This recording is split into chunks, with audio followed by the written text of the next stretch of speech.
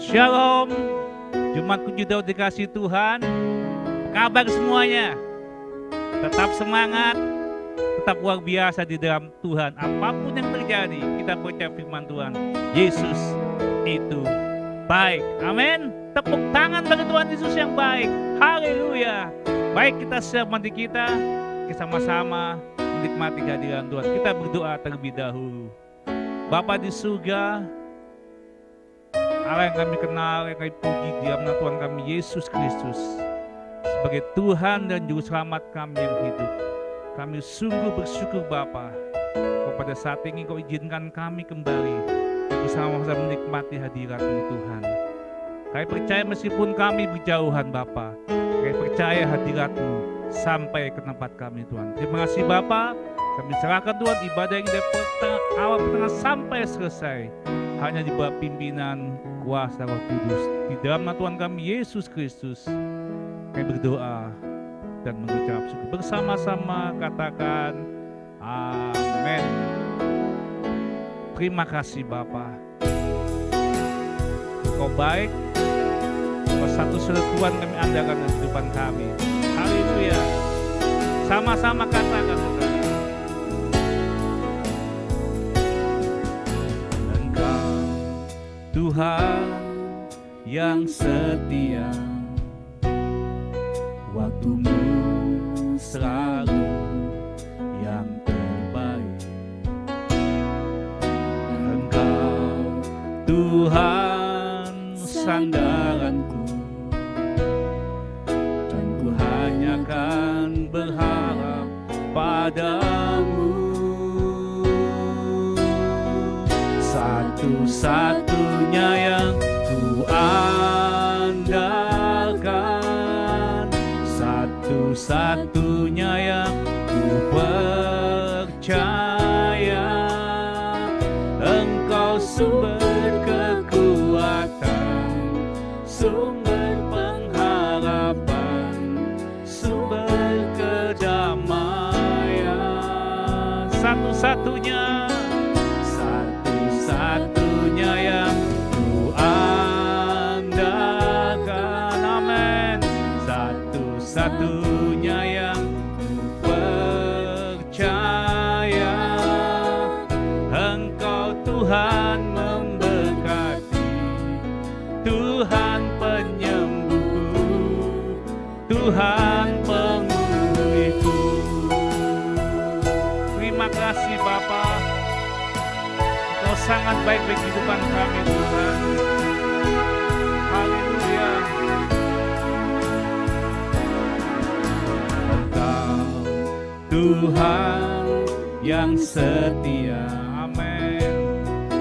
Waktu-Mu selalu yang terbaik. Engkau Tuhan sandaranku, Engkau Tuhan sandaranku, hanya berharap padamu. Satu-satunya yang ku andalkan, satu-satunya yang ku percaya. Engkau sumber kekuatan, sumber pengharapan, sumber kedamaian. Sama-sama katakan, satu-satunya yang ku andalkan, satu-satunya yang ku percaya. Engkau Tuhan memberkati, Tuhan penyembuhku, Tuhan pemulihku. Satunya yang ku andalkan, amin. Satu-satunya yang ku percaya.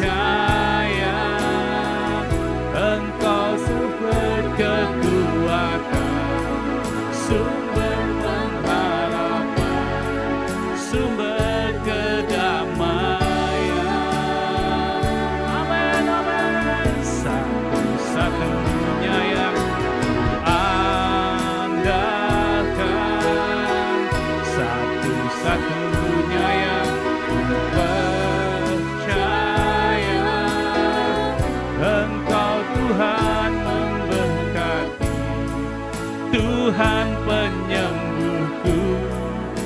Tuhan pemulihku. Engkau Tuhan memberkati, Tuhan penyembuhku, Tuhan sekali lagi katakan, Engkau Tuhan memberkati, haleluya. Engkau Tuhan memberkati, Tuhan penyembuhku, Tuhan pemulihku. Oh haleluya. Terima kasih buat kebaikan-Mu Tuhan. Terima kasih buat kebaikan-Mu Tuhan. Haleluya, haleluya. Engkau setia. Oh, terpujilah nama Tuhan. Terpujilah nama Tuhan. Terima kasih Tuhan buat kebaikan-Mu. Terima kasih Bapa. Kami bangga punya Allah seperti Engkau. Allah yang kami andalkan dalam kehidupan kami. Allah sumber kekuatan kami, Allah sumber kehidupan kami, dan Allah sumber kedamaian kami. Kami siap memuji Tuhan dengan sukacita Tuhan. Dalam nama Yesus yang siap memuji Tuhan bersama-sama katakan, amin. Haleluya, haleluya. Yesus sumber kehidupan kami, amin. Ayo semangat memuji Tuhan. Haleluya. Yes. Kasih setiamu nyata bagiku. Yo. Hikmat kebajikan tersedia bagiku. Sebab Allah sanggup limpahkan segalanya, dan anugerahnya sangat besar bagiku. Aku diberkati, aku dilimpahi, karena Allah sanggup untuk menyediakan. Aku diberkati, aku dilimpahi, atas sempurna anugerah Tuhan bagiku. Kasih setiamu nyata bagiku, amin. Hikmat kebajikan tersedia bagiku. Sebab Allah sanggup limpahkan segalanya, dan anugerahnya sangat besar bagiku. Aku diberkati, aku dilimpahi, karena Allah sanggup untuk menyediakan. Aku diberkati, aku dilimpahi, atas sempurna anugerah Tuhan bagiku. Aku diberkati, amin.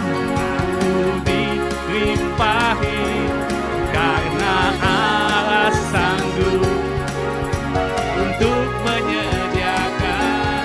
Aku diberkati, aku dilimpahi, atas sempurna anugerah Tuhan bagiku.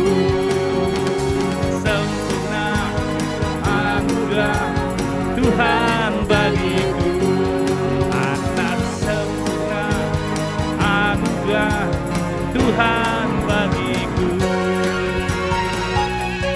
Amin.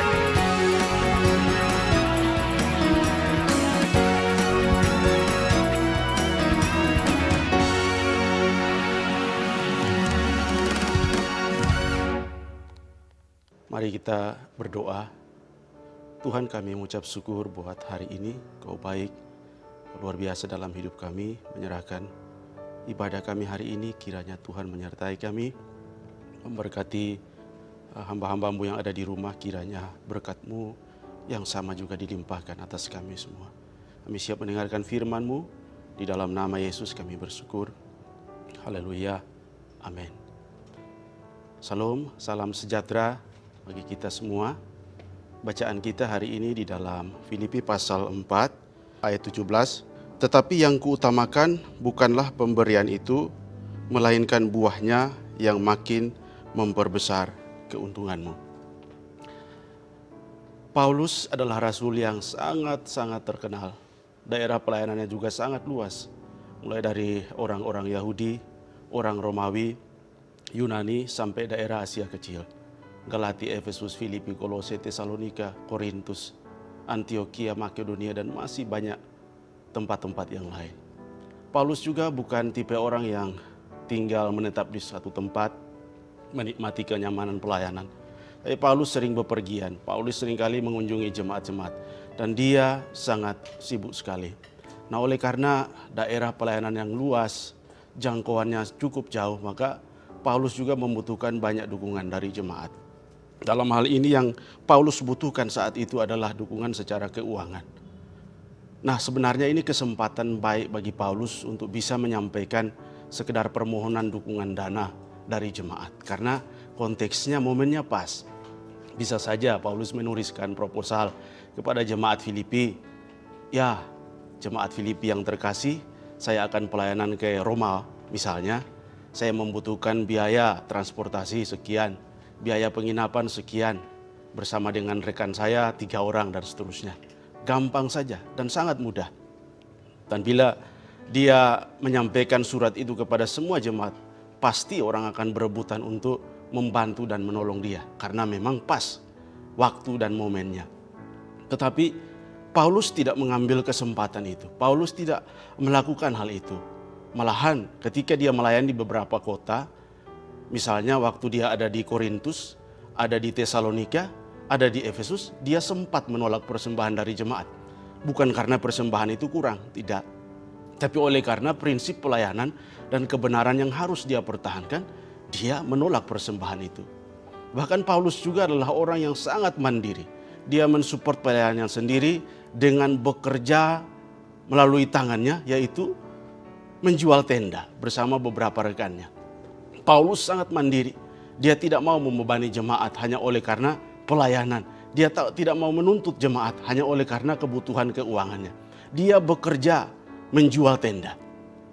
Dengan menjual tenda bukannya dia mencari keuntungan sendiri. Dia juga tidak membangun bisnisnya sendiri, tetapi semua keuntungan dari jual tenda dia pakai untuk mensupport pelayanannya. Dia pakai untuk bisa membiayai pelayanannya. Dan semuanya itu hanya untuk Tuhan. Dan Paulus tetap memegang prinsip pelayanan, yaitu bahwa dia hidup dari iman dan dia hidup bergantung sepenuhnya dari Tuhan. Dan dia membutuhkan bantuan juga dari jemaat. Nah, teladan yang luar biasa inilah yang Paulus titipkan, Paulus wariskan kepada semua jemaat yang dia layani. Salah satunya adalah jemaat Filipi. Filipi sebenarnya adalah jemaat yang kecil, tidak semapan seperti jemaat Efesus, jemaat Korintus, jemaat Tesalonika. Tetapi dalam hal memberi, dalam hal berkorban, Filipi ini mendapat perhatian khusus dari Paulus. Bahkan di ayat yang pertama di pasal 4 Paulus katakan seperti ini. Aku sangat bersuka cita dalam Tuhan bahwa akhirnya pikiranmu dan perasaanmu bertumbuh kembali untuk aku. Memang selalu ada perhatianmu, tetapi tidak ada kesempatan bagimu. Artinya jemaat Filipi ini selalu perhatian penuh terhadap pelayanan yang Paulus lakukan. Bahkan ketika Paulus ada di Makedonia, dia membutuhkan bantuan, dia membutuhkan pertolongan saat itu. Belum sempat ada jemaat pun yang menolongnya. Filipi sudah ada di sana. Jemaat Filipi membantu dia waktu dia ada di Makedonia. Ketika dia pelayanan di Tesalonika, jemaat Filipi pun ada di sana. Mereka membantu Paulus dengan sukacita. Bahkan ketika jemaat ini tidak sempat berjumpa dengan Paulus, maka mereka mengirimkan persembahan kepada Paulus melalui seorang utusan yang disebut Epafroditus untuk menyampaikan persembahan kepada Paulus. Dan ketika Paulus menerima persembahan itu, Paulus sangat bersuka cita. Dan dia katakan, aku bersyukur kepada Tuhan. Aku telah menerima persembahanmu, suatu persembahan yang kudus dan berkenan di hadapan Tuhan.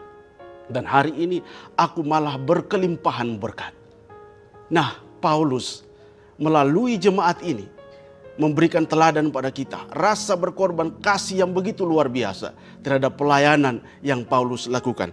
Nah, dengan demikian maka Paulus memberikan satu nasihat penting, ya, penekanan penting di pasal 4 ini kepada jemaat Filipi. Dan pesan ini jugalah yang akan disampaikan kepada kita semua hari ini. Nah, seperti Paulus katakan di ayat 17 tadi, saya ulangi lagi. Tetapi yang kuutamakan bukanlah pemberian itu, melainkan buahnya yang makin memperbesar keuntunganmu. Saya ulangi lagi. Tetapi yang kuutamakan bukanlah pemberian itu, melainkan buahnya yang makin memperbesar keuntungan. Inilah nasihat Paulus kepada jemaat Filipi. Di bagian lain Paulus pernah berkata, kalau aku hidup hari ini, maka aku hidup untuk memberi buah. Buah ini menjadi identitas bagi kita. Buah ini seperti tanda bagi kita. Apapun yang dilakukan, pelayanan apapun yang kita kerjakan, kalau tanpa buah ini, maka sia-sia. Buah merupakan identitas bagi kita. Siapa diri kita? Kalau kita sudah mengenal Tuhan, maka Alkitab berkata, hasilkanlah buah dari pertobatanmu. Ini yang menyertai jemaat Filipi. Sehingga Paulus katakan buahnya. Dia tidak melihat seberapa besar persembahannya. Dia tidak melihat kemasannya. Dia tidak melihat bungkusannya. Tetapi dia melihat isinya. Buahnya dari pertobatan yang sudah dikerjakan oleh Tuhan. Itulah yang disampaikan oleh Paulus bagi jemaat Filipi. Dan saya percaya pesan itu juga yang sedang disampaikan bagi kita saat hari ini. Hasilkanlah buah dari pertobatan kita. Apapun kondisi keadaan kita saat ini, kesulitan apapun, mungkin hari ini kita tidak bisa berkorban untuk pekerjaan Tuhan. Mungkin sedikit keuangan kita. Atau mungkin persembahan kita tidak mencukupi. Tuhan tidak melihat itu. Tuhan tidak melihat kemasannya. Tuhan tidak melihat seberapa yang kita beri. Tapi Tuhan melihat adakah buah di sana. Di dalam buah itulah ada kasih, ada sukacita, ada damai sejahtera, ada penguasaan diri, dan lain sebagainya. Nah, ketika kita meniru teladannya Paulus, seperti Paulus katakan, seperti aku mengikuti teladan Kristus, maka jemaat pun mengikuti teladan saya. Ketika kita meneladani teladan Tuhan yang disampaikan oleh Paulus, maka tangan kita akan menjadi tangan Tuhan. Maka mata kita akan menjadi mata Tuhan. Maka hati kita akan menjadi hati Tuhan. Hal terkecil bila kita lakukan demi kasih kepada Tuhan, maka tak ternilai harganya. Kemurahan hati, pengorbanan yang sejati adalah melakukan sesuatu yang baik bagi seseorang tanpa sepengetahuan orang yang bersangkutan. Mari, buahnya sudah ada, kita tetap melakukan yang terbaik bagi Tuhan. Maka pesan istimewa, doa istimewa, berkat yang Paulus sampaikan kepada jemaat Efesus akan dia sampaikan juga kepada kita. Demikian bunyinya. Di bagian ayat 19 Paulus katakan, Allahku akan memenuhi segala keperluanmu menurut kekayaan dan kemuliaannya dalam Kristus Yesus. Kiranya berkat sukacita, berkat damai sejahtera dari Bapa Surgawi menyertai kita sekalian. Tetap berkorban bagi pekerjaan Tuhan dan hasilkanlah buah dari pertobatan kita.